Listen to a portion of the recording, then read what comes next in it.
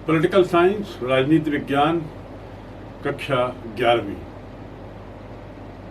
Era of one party dominance, अर्थात एक दल के प्रभुत्व का दौर। एरा मीन्स दौर, काल। वो काल जब एक ही पार्टी का प्रभुत्व था। प्रभुत्व, वर्चस्व, डोमिनेंस एंड हेजेमनी, ये कुछ ऐसे शब्द हैं जो उस काल में अब बहुत प्रचलित थे। जिस काल की हम बात कर रहे हैं उसी समय विश्व में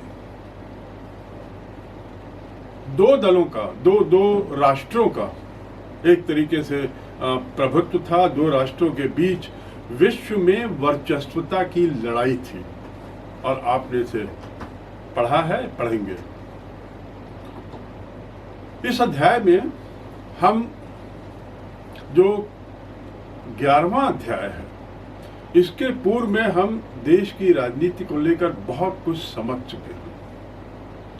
चुनावी राजनीति हो, अंतर्राष्ट्रीय राजनीति हो या दलीय राजनीति हो, यहां पर हम जानने की कोशिश करेंगे कि आखिर ऐसा क्या था कि एक दल का प्रभुत्व था पूरे देश में, उसका दबदबा था, उसका वर्चस्व था। इसके क्या मायने हैं? इससे पहले मैं आगे बढ़ूं, a word of caution to you all, एक आप लोगों को एक हिदायत कि इसमें, इस अध्याय में किसी भी पंक्ति को समझने के लिए, किसी भी घटनाक्रम को समझने के लिए आपको मात्र उस पंक्ति को ही नहीं समझना है, बल्कि उस पंक्ति से जुड़े हुए अन्य पहलुओं को भी दिमाग में रखना है। इसके मायने क्या कि यदि एक दल का किसी क्षेत्र में प्रभुत्व बढ़ रहा था तो उसके कारण क्या थे, दूसरे दलों की क्या स्थिति थी, वे क्यों नहीं पनप रहे थे, राजनीतिक विचारधारा का क्या असर पड़ रहा था, जनता की मानसिकता पे क्या असर था, और विश्व की राजनीति का भी इस पर कुछ असर पड़ रहा था क्या?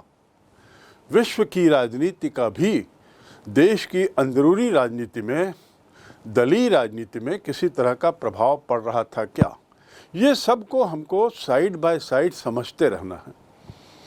कुल मिलाकर एक से ज़्यादा परिप्रेक्ष्य में हमको सभी घटनाक्रमों को समझने का प्रयास करना होगा, तभी हम इस विषय को अच्छी तरह समझ जाएंगे और जान पाएंगे कि आखिर ऐसा क्या घटनाक्रम था जिसने एक दल को इतना मजबूत बनाया कि ये काल जो है वह एक दलीय प्रभुत्व का काल कहलाता है, era of one party dominance.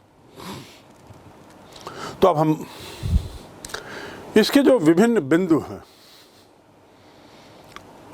किन किन बिंदुओं पर हम इस अध्याय में बात करेंगे, थोड़ा इसको जान लें। सर्वप्रथम आम चुनाव, और बल्कि उससे पहले जाया जाए तो संविधान सभा के निर्माण के बाद की स्थितियां, फिर उसके बाद 3 आम चुनाव। और आम चुनाव का अर्थ क्या है? लोकसभा के जो चुनाव होते हैं उसे आम चुनाव कहते हैं, और सामान्यतः उन चुनावों को आम चुनाव कहा जाता है जो लोकसभा के होते हैं अपना 5 वर्षीय काल पूरा करने के बाद। अन्यथा यदि 5 वर्ष के पूर्व ही लोकसभा के चुनाव होते हैं तो वे मध्यावधि चुनाव कहलाते हैं। दूसरे शब्दों में, यदि हम 3 आम चुनावों का अध्ययन करेंगे, उसके परिणामों का, उसके प्रभाव का, तो इसके मायने ये हुआ हम उन चुनावों का अध्ययन कर रहे हैं जहां पर लोकसभा अपने 5 वर्ष के काल को एक बार नहीं बल्कि 3 बार उसने पूरा किया। इसीलिए 3 आम चुनाव की बात होगी। दूसरा, कौन सा दल था जो अपना प्रभुत्व बनाए रखने में सफल रहा। उसके ऐतिहासिक कारण, तत्कालीन कारण, अंतर्राष्ट्रीय जगत में उसका क्या कारण थे, इसको हम समझने की कोशिश करेंगे। दूसरे शब्दों में राष्ट्रीय स्तर पर कांग्रेस के प्रभुत्व की प्रकृति क्या थी, किस तरीके का कांग्रेस का प्रभुत्व था। क्या वो तानाशाही तरीका था? क्या वो लोकतांत्रिक तरीका था?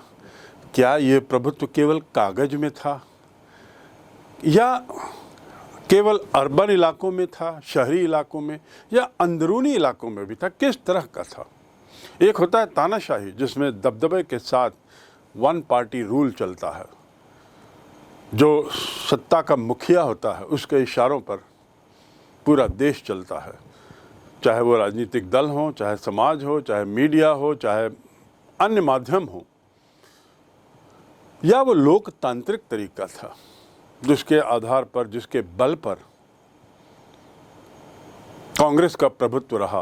और यदि लोकतांत्रिक तरीका था तो इसके मायने क्या हैं, ये हम समझने की कोशिश करेंगे। उसके बाद हम जानेंगे राज्य स्तर पर कांग्रेस का प्रभुत्व कैसा था, कांग्रेस का दबदबा कैसा था। राज्य स्तर के मायने, जो देश में जो विभिन्न राज्य थे, क्या सभी जगह समान रूप से वो बलशाली था उतना ही, या कुछ क्षेत्रों में कुछ ऐसे दल थे जो ज़्यादा मजबूत थे और कांग्रेस की सत्ता को एक तरीके से चुनौती दे रहे थे, कांग्रेस के प्रभुत्व को एक तरीके से चैलेंज कर रहे थे। तो अलग अलग क्षेत्रों में अलग अलग तरीके से कांग्रेस का प्रभाव रहा, उसे हम समझेंगे। इसके बाद एक बहुत महत्वपूर्ण बिंदु, कांग्रेस क्या है? क्या वह मात्र एक राजनीतिक दल है या उससे भी ज़्यादा कुछ? क्या वह विभिन्न विचारों का गठबंधन है, किसी तरह का इनके सदस्यों के बीच में, विभिन्न विचारों के बीच में किसी तरह का समझौता है? तो अगला बिंदु, ये बहुत अहम बिंदु है कि कांग्रेस एक गठबंधन के रूप में, इसे हम समझने की, इसके मायने को समझने की कोशिश करेंगे। और अंत में आएगा मुख्य विपक्षी पार्टियां। प्रारंभ के 3 आम चुनाव का काल वह काल है जब एक दल का प्रभुत्व रहा, अर्थात इसके बाद के काल में उस दल को चुनौतियां मिलने लगी।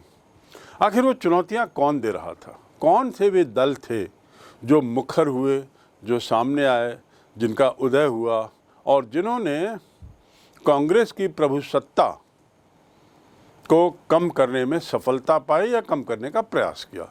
तो विरोधी दलों का उदय, चाहे वो क्षेत्रीय हो या राष्ट्रीय हो, इनके बारे में अध्ययन करेंगे। और इसके पश्चात ही हम समझ पाएंगे कि आखिर एक पार्टी का प्रभुत्व क्यों और कैसे रहा, इसके मायने हमारे लोकतंत्र के लिए क्या थे। क्या किसी लोकतंत्र में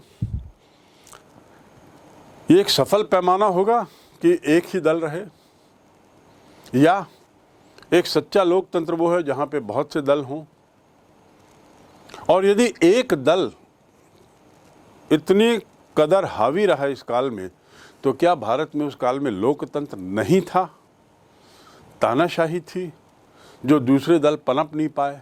आखिर क्या कारण थे, इसको अब हम समझेंगे। तो पिछले अध्याय में ये जानने के बाद कि इस अध्याय का केंद्र बिंदु या इस अध्याय के बिंदु क्या रहेंगे, थोड़ा सा हम पीछे जाएं।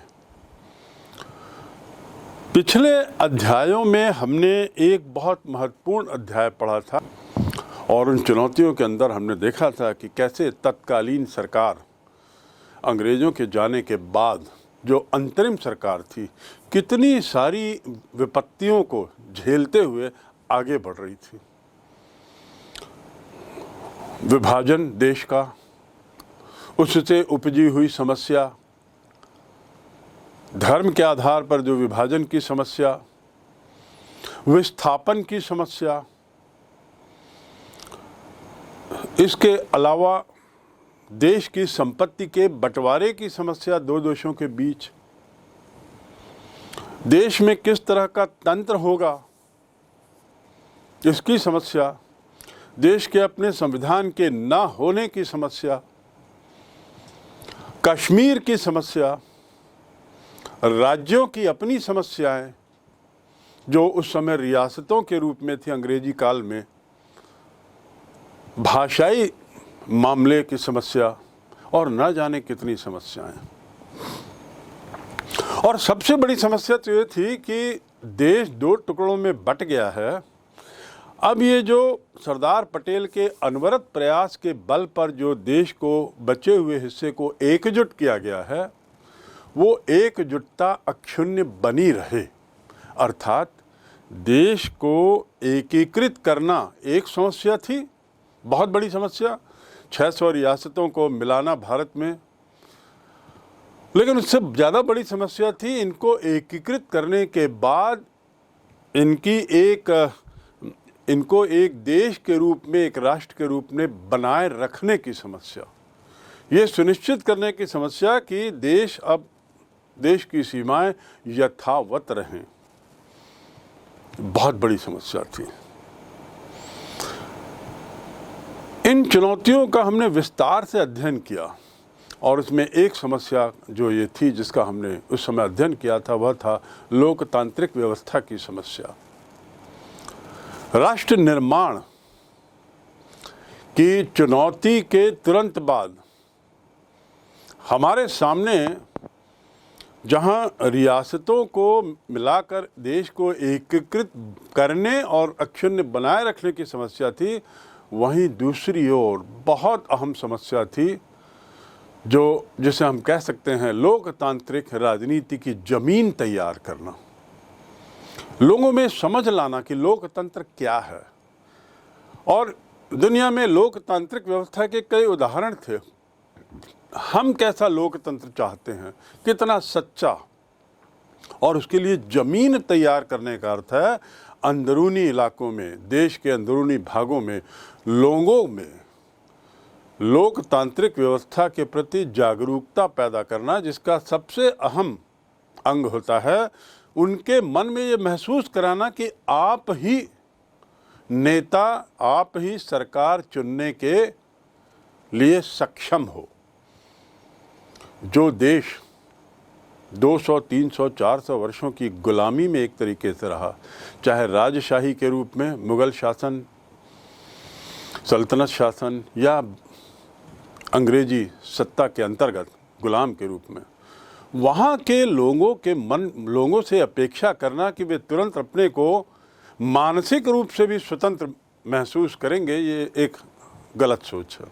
शारीरिक रूप से हम स्वतंत्र हो गए अंग्रेज़ों के जाने के बाद, पर मानसिक रूप से गुलामी की दास्तां हमारे अंदर इतनी जकड़ चुकी थी कि हम ये बहुत से लोग मानने को तैयार नहीं रहे होंगे कि हम स्वतंत्र हैं।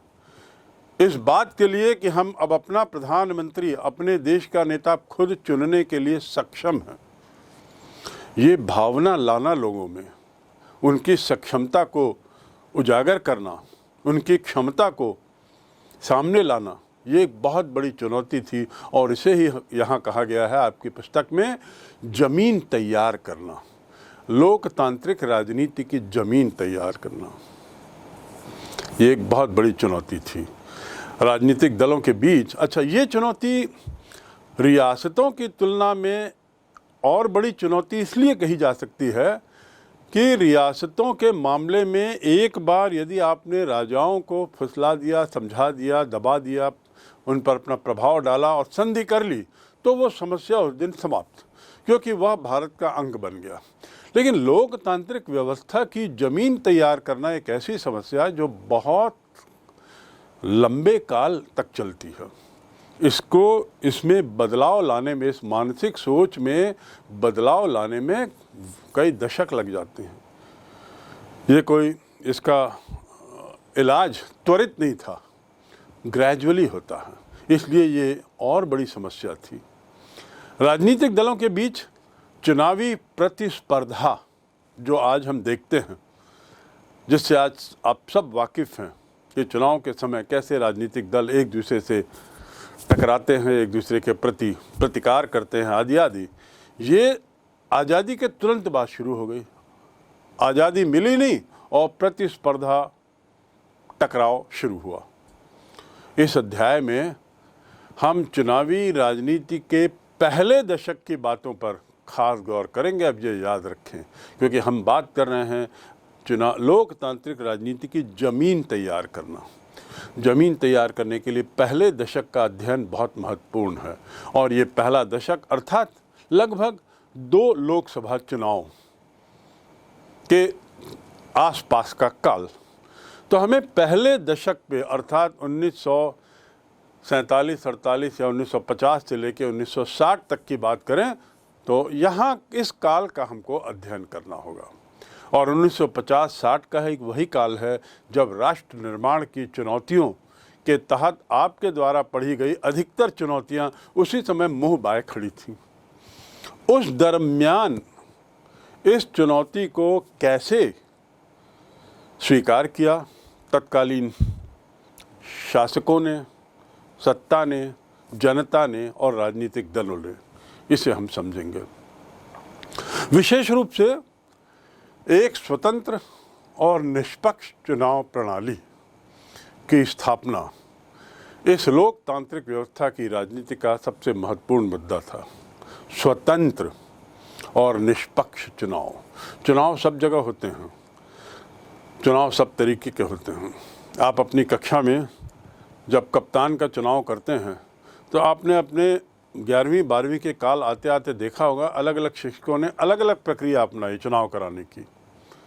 कहीं पर वास्तव में सीक्रेट बैलेट के आधार पर चुनाव हुआ, जहां पर किसी को भी पता नहीं कि आपने किसको वोट दिया।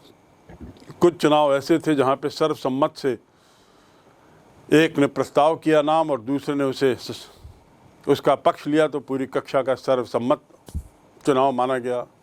एक चुनाव ऐसा भी आपने देखा होगा, एक समय जब चुनाव करने के लिए 3-4 लोग खड़े होते हैं, उनको भाषण देने के लिए कहा जाता है सामने, और उसके बाद आपके शिक्षक कहते हैं अब जो लोग एक्स के पक्ष में वोट देना चाहते हैं वो हाथ उठाएं।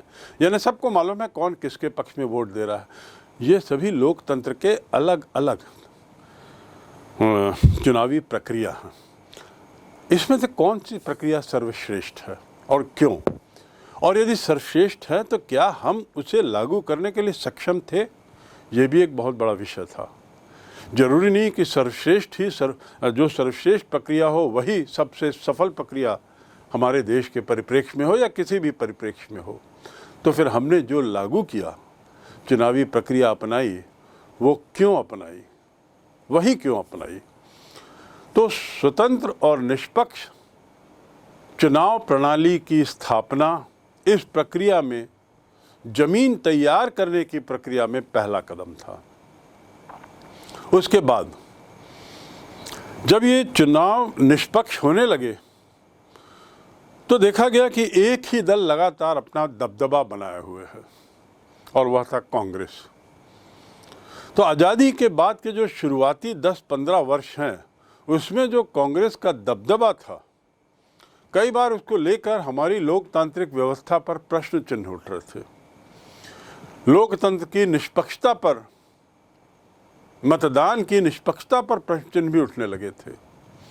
ये सवाल उठने लगा था कि क्या वास्तव में भारत जैसे विशाल देश में, खासकर जहाँ की जनसंख्या का 85% अनपढ़ है, क्या वो इस बात के लिए सक्षम है कि वो किसे वोट देना उचित समझे?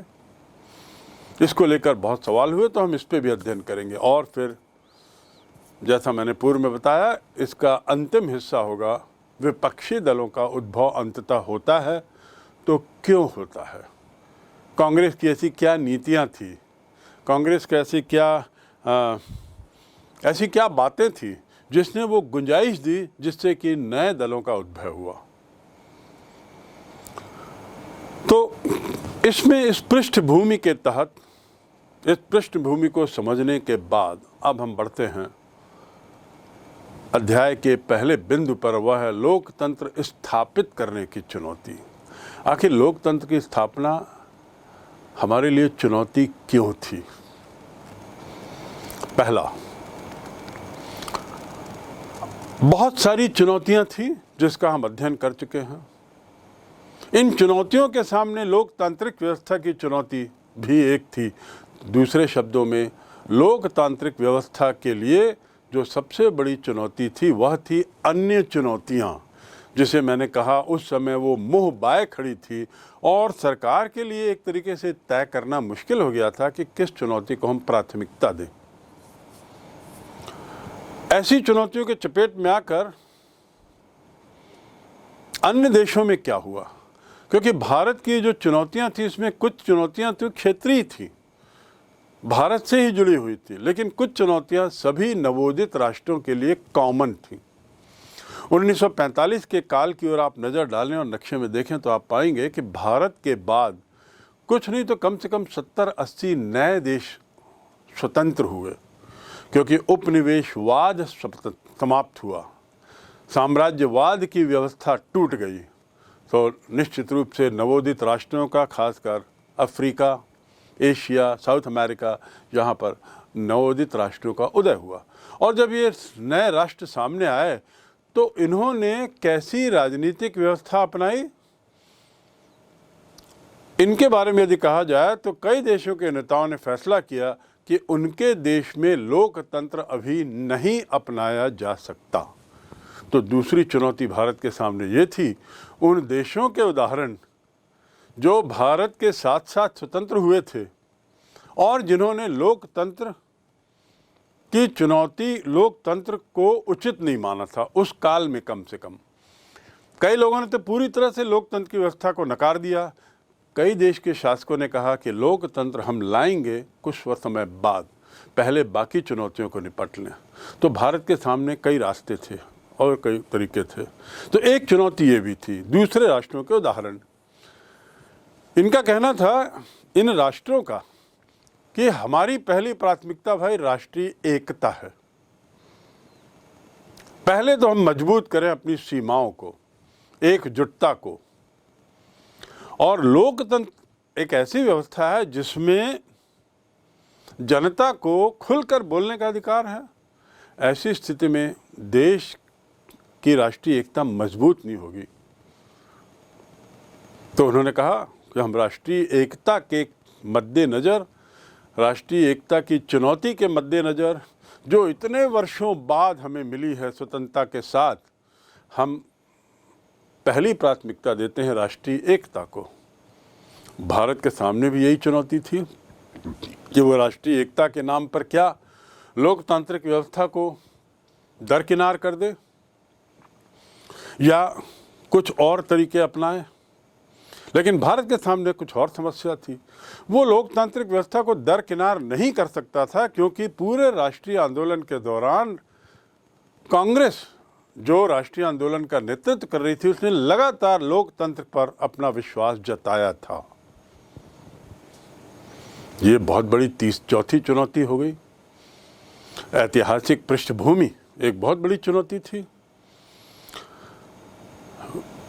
वे अन्य देश जिन्होंने राष्ट्रीय एकता को ज़्यादा महत्ता दी, उन्होंने कहा कि पहली प्राथमिकता राष्ट्रीय एकता और लोकतंत्र को अपनाने से मतभेद और संघर्ष ज़्यादा बढ़ेगा। भारत में इसकी संभावना और ज़्यादा थी, क्योंकि समाज जाति व्यवस्था से, क्षेत्रीयता के कारण, भाषाई आधार के कारण और अन्य बहुत कारणों से बहुत से टुकड़ों में बटा हुआ था। रियासती व्यवस्था के कारण, न जाने कितने कारणों से भारत में एकता के नाम से कुछ नहीं था। तो भारत के सामने और बड़ी समस्या थी और बड़ी चुनौती थी, खासकर तब जब विदेशी राज्याध्यक्षों का कहना था कि इससे विवाद, मतभेद, संघर्ष को बढ़ावा मिलता है। परिणाम क्या होता है? पांचवा, इन देशों में अलोकतांत्रिक व्यवस्था लागू की जाती है। अर्थात नवोदित स्वतंत्र राष्ट्रों में जिनकी संख्या 70-80 से ज़्यादा थी, उनमें से अधिकतर राष्ट्र अलोकतांत्रिक व्यवस्था अपनाते हैं, चाहे वो तानाशाही की व्यवस्था हो, चाहे सैनिक शासन की व्यवस्था हो, या कुछ इस तरह की जिसमें सत्ता केंद्रित हो, जिसमें जनता का योगदान हो या जनता की भूमिका हो वो नगण्य हो, ऐसी व्यवस्था अपनाई थी। और इसके मायने ये कि अलोकतांत्रिक व्यवस्था के भी बहुत से रूप थे। कहीं पर थोड़ा बहुत लोकतंत्र था, लेकिन प्रभावी लोकतंत्र किसी एक नेता के हाथ में था, तो कहीं पर एक दल के शासन और कहीं कहीं पर सीधे सेना। ये अलोकतांत्रिक देशों की राजनीतिक व्यवस्था की बात कर रहा हूं मैं। कहीं पर एक व्यक्ति, उसी की पूरी सत्ता पूरे उसी में समाहित, कहीं पर एक दल यानी एक ही विचारधारा, और कहीं पर सैनिक शासन, डायरेक्टली सीधा आर्मी के हाथ में सत्ता थी। जैसा कई बार हमारे पड़ोसी राष्ट्रों में, चाहे वो पाकिस्तान हो या म्यांमार हो, वहाँ पर कई बार राजनीतिक सत्ता जो है वो पूरी सैनिक शासन के हाथ में रही है। तो भारत के सामने अब अगली चुनौती ये थी कि यदि हम अलोकतांत्रिक व्यवस्था में से किसी को अख्तियार करते हैं तो वो कौन सी व्यवस्था होगी। यदि हम करते हैं तो पहली बात तो ऐतिहासिक पृष्ठभूमि जो कांग्रेस की थी, उसमें अलोकतांत्रिक व्यवस्था के बारे में सोचना ही गैर मायने था। लेकिन फिर भी चुनौती इतनी बड़ी थी कि सोचने की भी व्यवस्था थी। अलोकतांत्रिक शासन व्यवस्थाओं की शुरुआत कई देशों में, जैसा मैंने कहा, इस बात से हुई कि कुछ समय बाद हम लोकतंत्र कायम कर देंगे। बहरहाल ये देखा गया कि एक बार जहां अलोकतांत्रिक व्यवस्था कायम हुई तो वो उसे बदल पाना असंभव ही हो गया। कुछ सेनाध्यक्षों ने, कुछ राज्याध्यक्षों ने वादा किया था कि राष्ट्रीय एकता की समस्या का निराकरण करने के बाद हम अपनी अलोकतांत्रिक व्यवस्था को बदल के लोकतांत्रिक कर देंगे, पर वो लगभग नामुमकिन ही साबित हुआ। हाँ, जहाँ लोकतांत्रिक व्यवस्था थी वहाँ जरूर ज़्यादा से ज़्यादा गैर लोकतांत्रिक व्यवस्था की ओर सत्ता मुखातिर हुई, लेकिन जहाँ उल्टा होना मुश्किल था, अर्थात एक अलोकतांत्रिक देश का लोकतांत्रिक देश बनना लगभग नामुमकिन ही देखा गया। तो ये छठवीं चुनौती समझ लीजिए भारत के लिए कि भारत के सामने ऐसा उदाहरण ही नहीं था, उचित उदाहरण, जहाँ पर पूर्ण रूपेण लोकतंत्र देखा जाए और उससे प्रेरित होकर भारत के संविधान सभा के सदस्य एक मुश्त एक बार में निष्पक्ष लोकतांत्रिक राजनीति वाली व्यवस्था अपना सकें। कोई उदाहरण नहीं था। अमेरिका वगैरह की भी बात करें तो वहाँ पे ज़्यादा से ज़्यादा दो दलीय राजनीति थी। इंग्लैंड में दो दलीय राजनीति थी, लेकिन इंग्लैंड में राज्याध्यक्ष तो राजा था, रानी थी। और अमेरिका की स्थिति भी कुछ बदली थी, जिसको हम आगे पढ़ने की कोशिश करेंगे।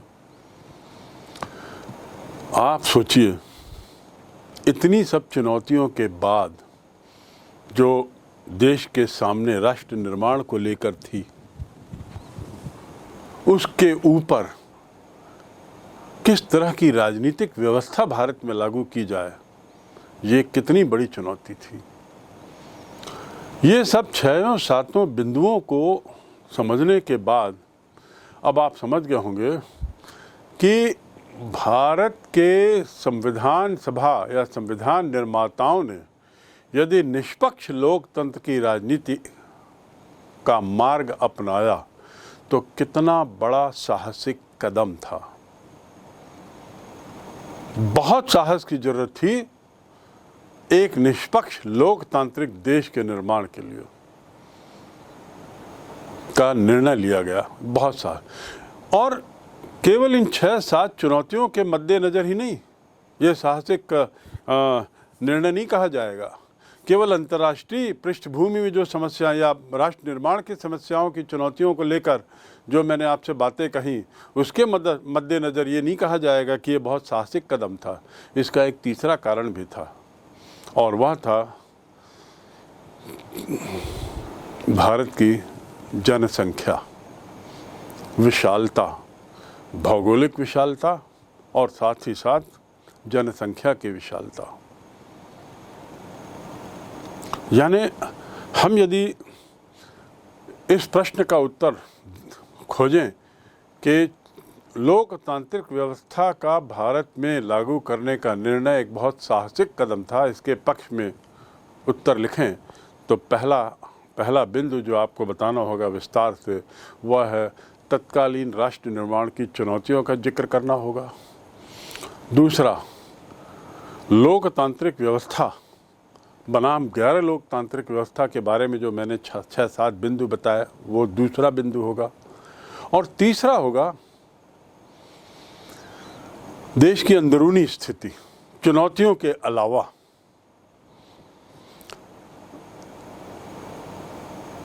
पहला अंदरूनी स्थिति पे बात करें तो साहसिक कदम इसलिए माना जाता है कि ये जो लोकतांत्रिक व्यवस्था हमने अपनाई, ये भारत के राष्ट्रीय आंदोलन और जनता की आकांक्षाओं का स्वाभाविक परिणाम था। स्वाभाविक परिणाम। राष्ट्रीय आंदोलन में हमने लोकतंत्र की ही बात की थी सतत रूप से। अंग्रेजों पर भी लोकतंत्रात्मक व्यवस्था को लागू करने का दबाव बनाया था। उसी के परिप्रेक्ष्य में तो 1935 के चुनाव हुए थे, जिसमें भारत के विभिन्न दलों ने भाग भी लिया था, सरकारें भी बनाई थी। भले ही वह प्रयोग असफल रहा, लेकिन लोकतांत्रिक व्यवस्था का एक उदाहरण तो स्थापित हुआ। तो भारतीयों की आकांक्षाओं का परिणाम, उसको पूरा करने की चुनौती। आप भारत के संविधान में यदि आप उसकी प्रस्तावना में जाएं, पहले पृष्ठ पर, जिसे अंग्रेजी में प्रीएम्बल कहते हैं, तो उस प्रस्तावना की शुरुआत के शब्दों को देखें तो उसमें लिखा है, हम भारत के लोग ऐसा ऐसा ऐसा ऐसा करेंगे, लोकतांत्रिक व्यवस्था लाएंगे, और सारी बातें लिखी। कौन लोग करेंगे ये सब? हम भारत के लोग। अर्थात प्रस्तावना में ही हमारे संविधान निर्माताओं ने स्पष्ट कर दिया कि भारत की जनता सर्वोपरि है। यह संकेत दे दिया कि भारत में शासन की अंतिम शक्ति जो है वो जनता है, जनता में निहित है, और भारत का संविधान भारतीयों ने बनाया है, अंग्रेजों ने नहीं, किसी सरकार ने नहीं, किसी अन्य देशों के द्वारा थोपा गया नहीं। किसके द्वारा? भारतीय जनता ने बनाया है। ये जमीन तैयार करने वाली बात हो रही है, जो मैंने प्रारंभ में कहा, लोकतांत्रिक व्यवस्था की जमीन तैयार करना। ऐसी पंक्ति लिखकर एक स्ट्रोक में उन्होंने संविधान को पढ़ने वाले भारतीयों के मन में ये भावना लाई, उसमें सफल हुए कि अब हम निर्माता हैं, कोई और नहीं। ये बहुत बड़ी बात थी। संविधान में लोकतांत्रिक शासन व्यवस्था को स्थान दिया गया और स्पष्ट किया गया कि लोकतंत्र एक ऐसी प्रणाली है जिसमें शासक वर्ग न केवल जनता द्वारा निर्वाचित होता है, बल्कि जनता के प्रति उत्तरदायी होता है। जो भी शासक होगा वो किसके द्वारा निर्वाचित होगा? जनता के द्वारा, हमारे द्वारा, आपके द्वारा। सत्ता में जो भी जाएगा उसके पीछे हमारा और आपका वोट है, मत है, बहुमूल्य वोट है। और सत्ता में जाने के बाद वे लोग हमसे दूर नहीं हो जाएंगे, हमसे अलग नहीं हो जाएंगे, शासक वर्ग कहलाएंगे, लेकिन किसके प्रति जिम्मेदार रहेंगे? हमारे और आपके प्रति। जब तक हम चाहेंगे तब तक वो सत्ता पे रहेंगे, अन्यथा नहीं। ये बहुत बड़ी बात लोकतंत्र की रहती है, सच्चे लोकतंत्र की। उत्तरदायी होने का अर्थ क्या है? शासक वर्ग हमारे आपके प्रति उत्तरदायी होगा, इसका मतलब ये है कि जनता यदि उसके काम से संतुष्ट नहीं तो बदल सकती है, और हम बदलते आए हैं। जब हमारी इच्छा हुई हमने सरकारें बदली हैं। इसके लिए नियमित अंतराल पर चुनाव होना जरूरी है।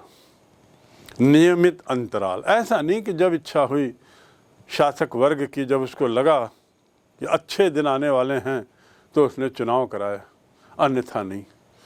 एक निश्चित काल में, जैसे भारत के संदर्भ में यदि बात करें तो लोकसभा का निश्चित काल 5 वर्ष का माना गया। हर 5 वर्ष में चुनाव होगा। ऐसी व्यवस्था एक सच्चे लोकतंत्र में रहती है, और नागरिकों को बिना भेदभाव के मतदान करने का अधिकार रहता है, चुनाव में भाग लेने का अधिकार रहता है। ये है सच्ची लोकतांत्रिक व्यवस्था। भारत के अंदरूनी चुनौतियों में, जैसा मैंने बताया, भौगोलिक व्यवस्था, भौगोलिक विशालता, जनसंख्या की विशालता, और उसमें जनसंख्या का विभाजन जाति के आधार पे, धर्म के आधार पे, भाषा के आधार पे, क्षेत्रीयता के आधार पे, मौसम के आधार पे, कुल सांस्कृतिक विरासत के आधार पे, रजवाड़ों के आधार पे। यानी हमारे यहाँ समाज को बांटने के बहुत से तरीके थे, बहुत से। उनको एकीकृत करना, उनको बांध के रखना एक बहुत बड़ी चुनौती थी। और ऊपर से साहसिक कदम ये इसलिए कहलाया कि इस पूरे देश की जो जनता थी उसका मात्र 15% लोग पढ़े लिखे थे, बाकी अशिक्षित थे।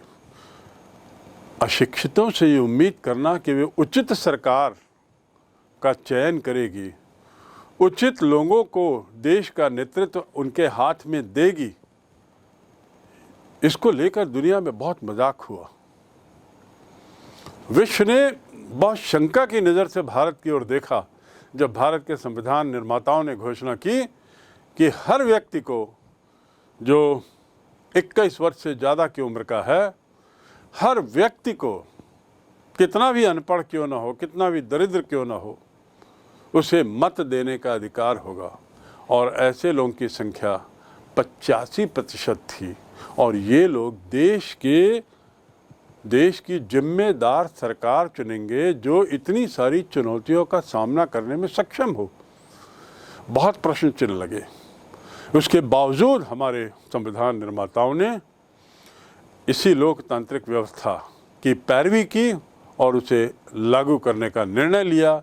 इसलिए ये बहुत बहुत बहुत बड़ा साहसिक कदम कहलाता है।